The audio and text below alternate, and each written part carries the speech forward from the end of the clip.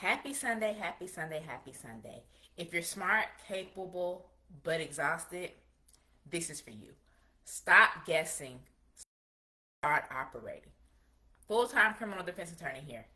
And as a result of that, I'm making decisions all day long in court, in my office, literally dealing with clients' lives. So there may or may not be some pressure.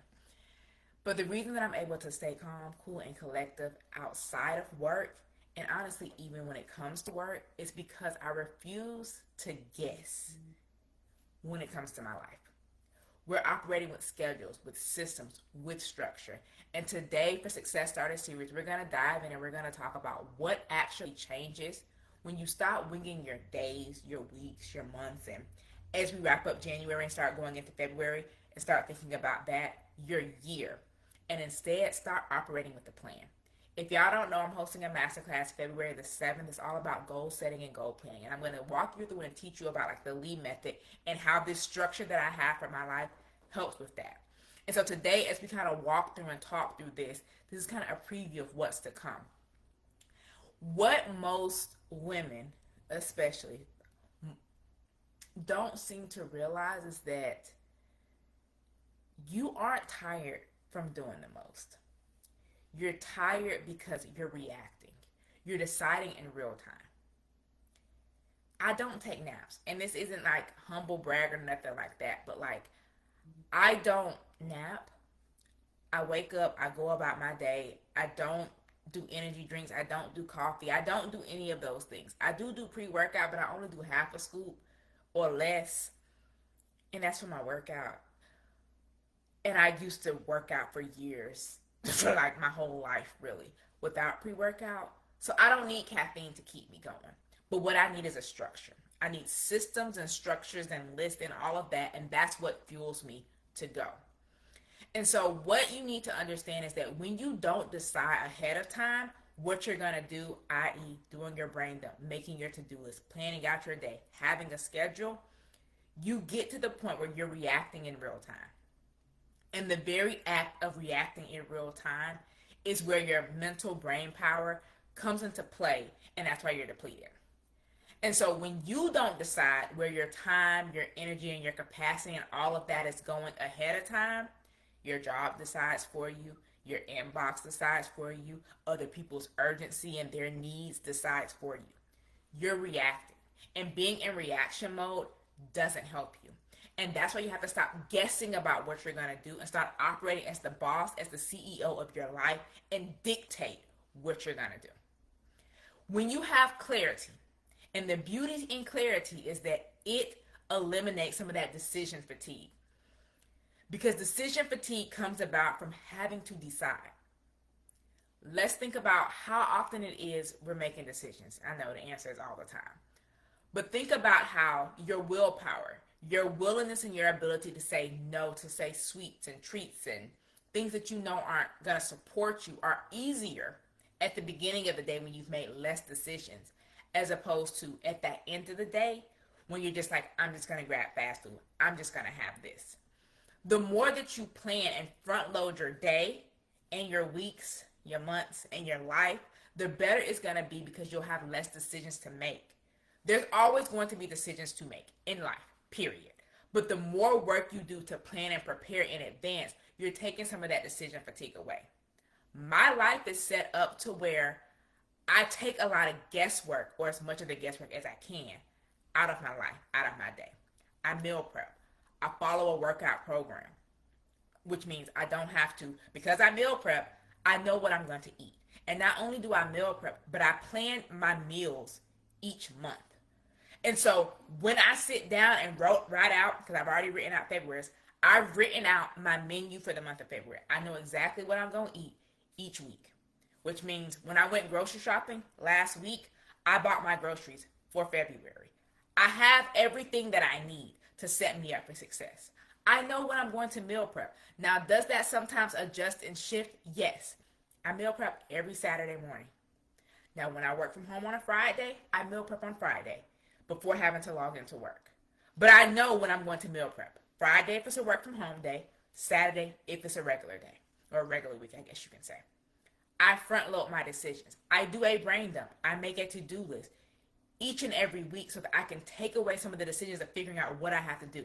Are things going to still come up that I have to do that I hadn't necessarily planned for? Yes.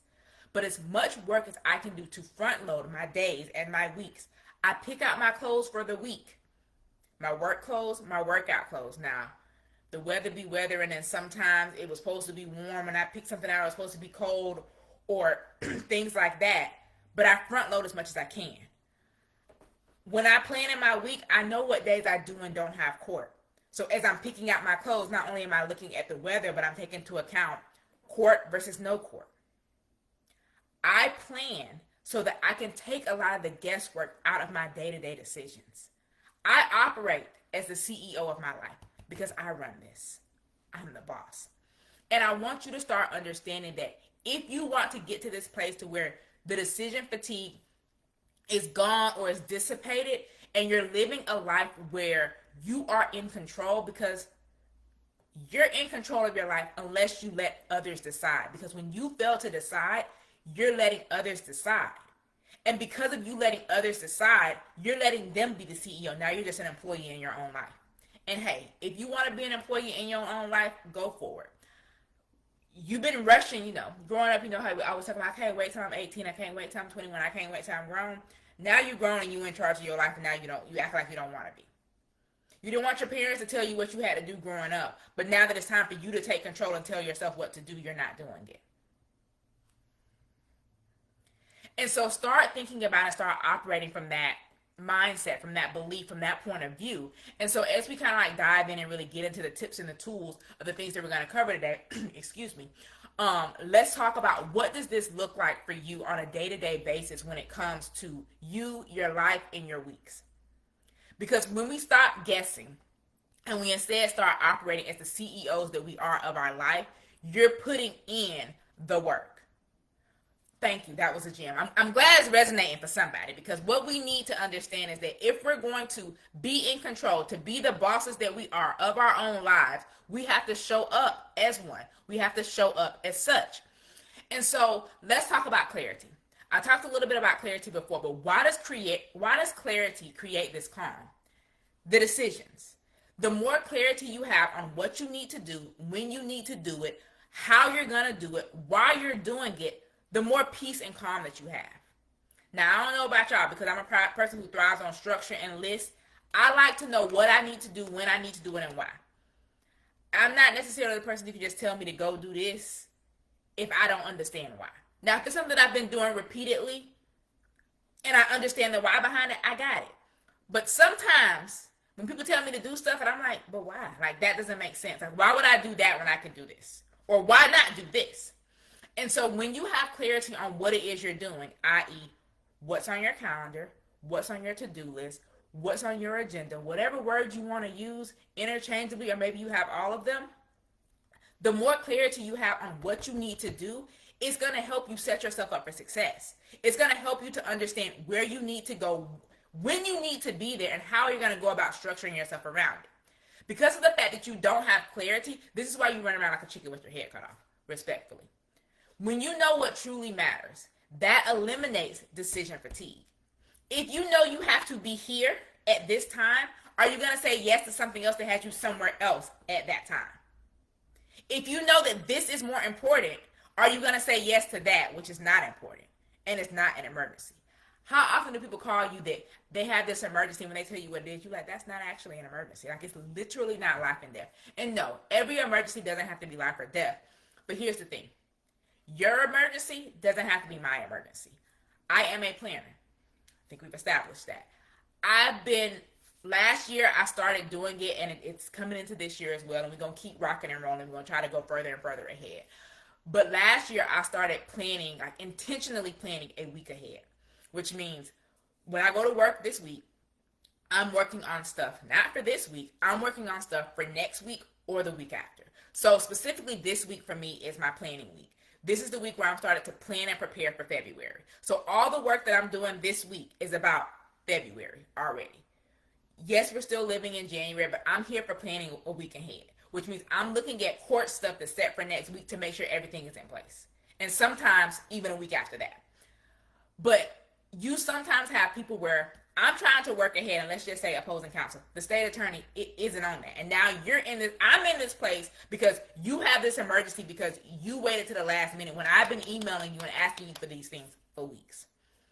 Your emergency does not now become my emergency. I've done my planning and preparation, so I can tell the judge that, hey, I asked the state for this weeks ago. Here's where we are. Don't allow someone else's emergency to become your emergency. And that's why you need to get clear on what you're doing, why you're doing it, and what's important. I'll talk about non-negotiables. But within the non-negotiables, there's also still rankings. Even when you think about your to-do list. What must you get done, i.e. non-negotiable? What needs to get done, i.e. it's important, but it's not 100% a non-negotiable. And what do you want to do? The wants are those likes, like that they're not that they're unimportant. They're just not as important right now. A non-negotiable is essentially those life or death decisions. What things must get done this week that if you don't get them done, we're going to have problems. Oh, I didn't pay the speeding ticket. I didn't get my registration renewed. I didn't pay this bill. I didn't get groceries, and if I don't, we ain't going to have no food. Whatever it is.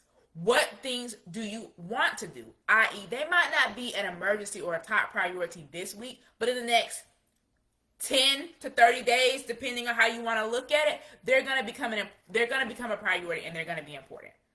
What things would you like to do? What are those things that are, it'll be nice if I got to this, but it's not necessarily important. That's where the structure part comes in. And that's kind of like the second thing that we're going to dive into.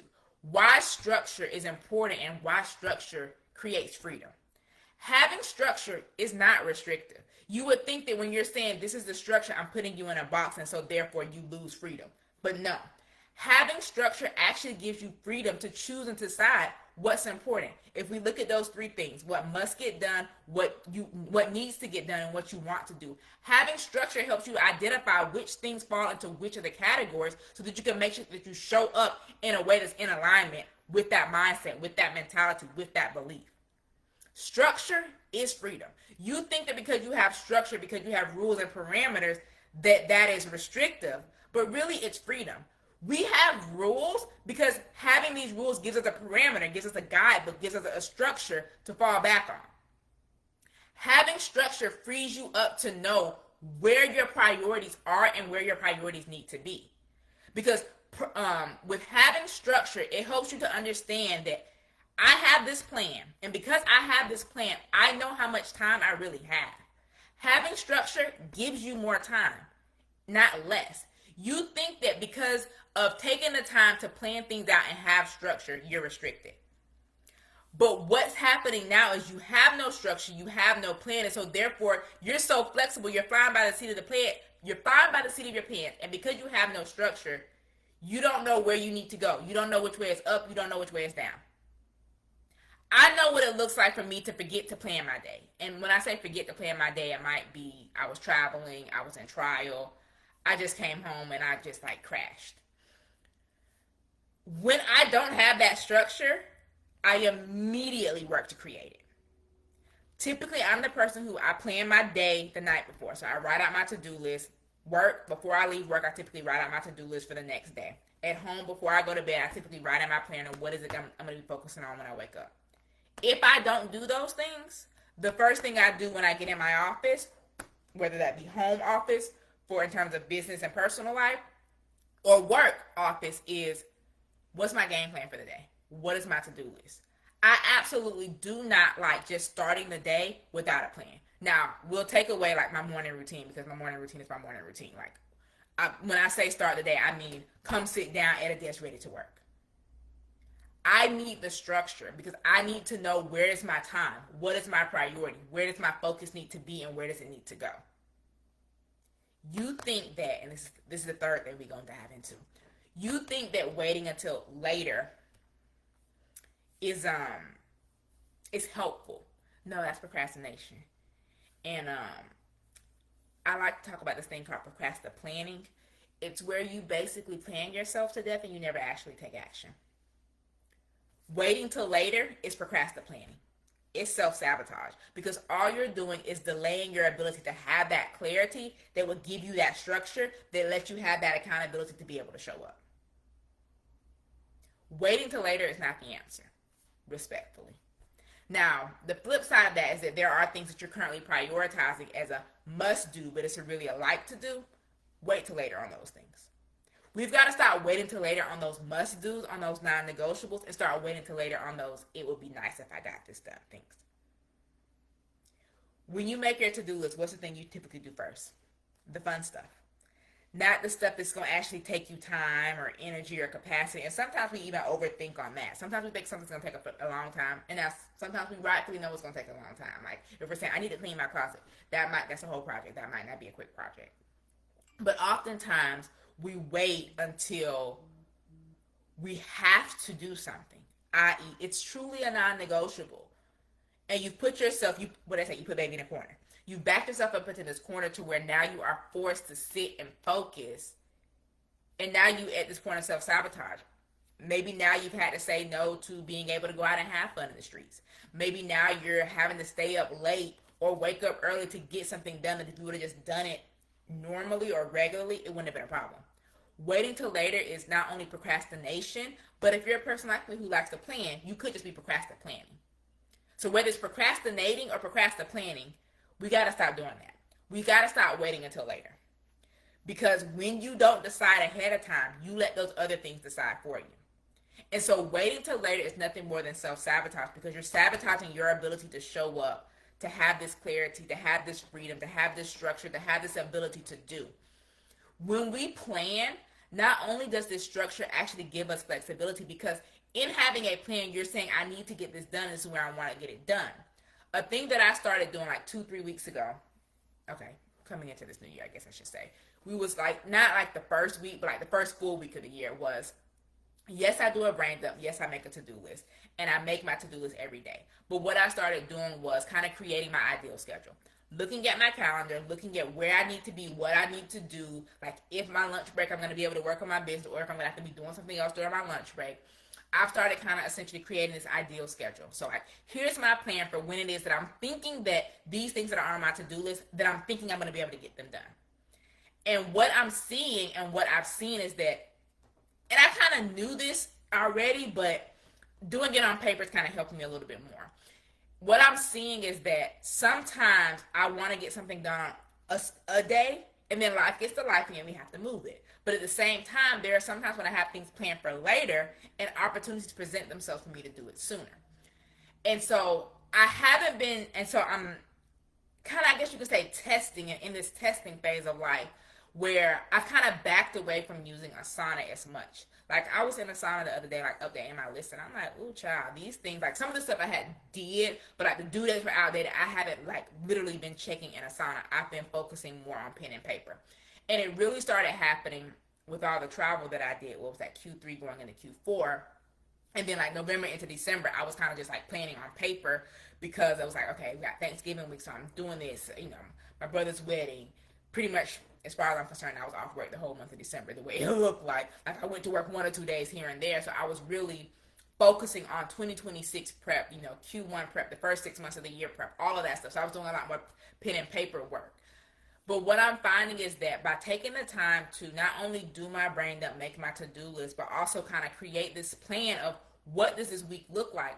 Once I start writing all the stuff out for the week on the paper, and I'm like, wait a minute, this looks too heavy over here.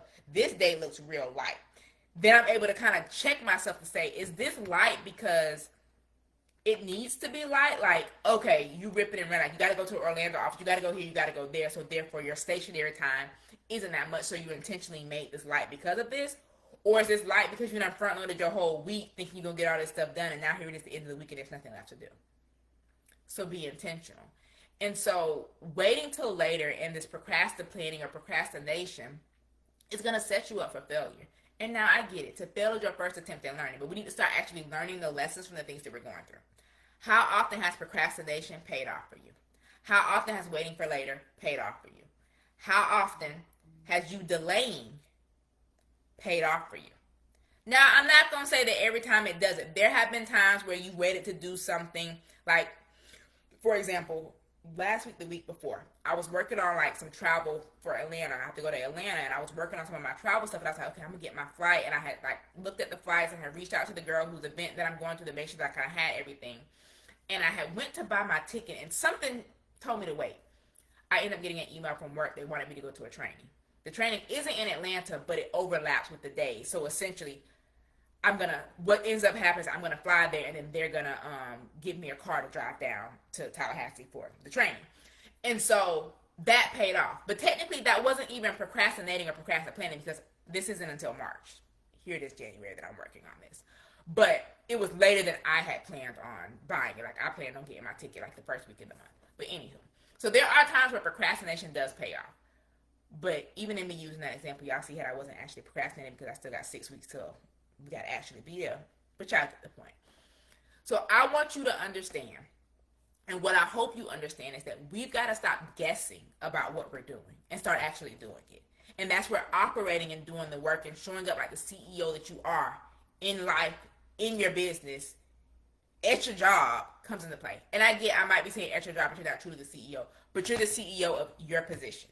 You have this title, you have this role, you have these responsibilities. You the CEO of that. Like, I'm not the CEO of my job, but all these cases are in my name. And so as a result, I'm a CEO of these clients. These are my clients. These are my cases. It's my bar number that's on the line. So in whatever role you play, in whatever work you do, know your name might not be on the door of the business, but you're assigned a role. And if you don't do it right, who they gonna come to? You. So you're the CEO of the tasks that are assigned to you. You are the CEO of your life. And the way in which you show up is important. So how are we going to start showing up? Are we going to stop guessing and start operating like the CEOs that we are? It's time to get clarity. It's time to get structure. And it's time to stop waiting. Clarity is going to create calm. Structure is going to give you freedom. And procrastinating is going to set you up for failure. It's going to cause you to self-sabotage. We got to shift that. As you're preparing for February and as you're going into this new month, January was a trial run and all of that, what are we going to do to shift? I want you to understand that this has been about the why, but now it's time to do the how and the work. And I'm hosting a masterclass February 7th, all about goal planning and goal setting and how we can walk through and understand this framework kind of even applies with that. We're going to walk through the LEAD method, y'all know, look, examine, and execute, and show you how you can use that to help goal plan and goal set. If you're ready to operate like the CEO of your life and you want to be in on this masterclass, it's free. You can comment the word operate or send me a DM and I'll get you the link. I got to get the landing page and all of that up this week and get that finalized. But in the masterclass, we're going to walk through how you can build a structure that supports your life, like your real life, your real capacity, not this fictitious world, and the real responsibilities that we have because we grown and we adults and, we didn't want to be kids no more. And so here we are responsible for ourselves. Yeah, it's time to stop reacting and start planning. Stop guessing, start operating. It's time. So it's been your girl, Coach Lee, your productivity and accountability coach and strategist. And we've been here for another week of the Success Starter series, talking all about the guesswork that we've been doing and how we need to shift from that and to start planning and operating like the CEOs and the bosses of our lives that we are. So if you got questions, as always, send me a DM, send me a message. If you're listening to this and you like, I got questions about the masterclass, send me a DM, send me a message, comment the word operate. I can get you the link for that. Or again, send me a DM, send me a message. But until next time, we'll be back next week, same time, same place for another week of the Success Starter series. We'll be in the month of February, which means new month, new topic. So stay tuned for all of that. But I will see you guys next week. Until next week, Coach Lee is